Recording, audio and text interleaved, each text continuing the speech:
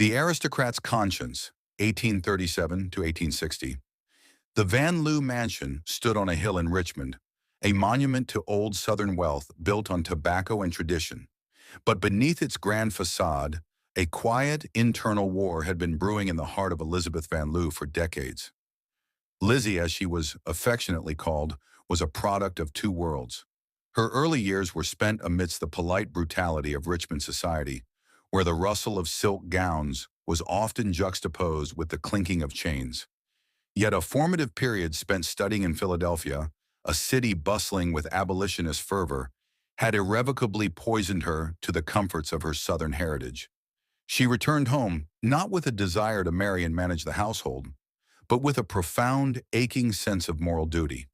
The year was 1837.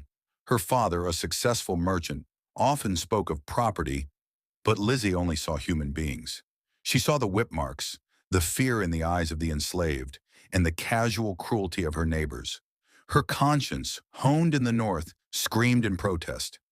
Her mother, kind and deeply religious, was the first to listen.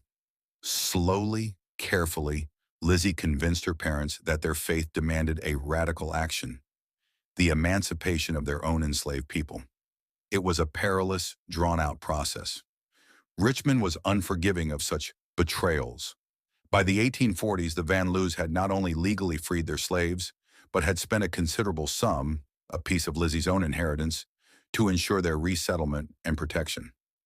This act, however, ostracized her. Tea invitations dried up. Whispers followed her in the street. She had become an undesirable eccentric, a woman who threatened the very foundations of the slaveholding economy. But this act of defiance secured her a treasure far more valuable than social acceptance: unwavering, lifelong loyalty. Among those freed was Mary Bowser. Lizzie recognized Mary's exceptional quick intellect, a keenness of mind too valuable to be wasted. She ensured Mary received a quality education in the North, fostering her ability to read, write, and think critically, skills the South deliberately denied enslaved people.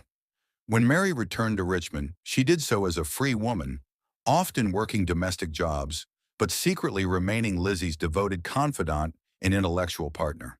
Her education, hidden behind the mask of a common, simple housemaid, was a lethal weapon waiting to be deployed. The Fire Ignites, 1861. The secession of Virginia in April 1861 felt like a personal earthquake to Lizzie. The air in Richmond, already humid and heavy, became suffocatingly tense. When the Confederate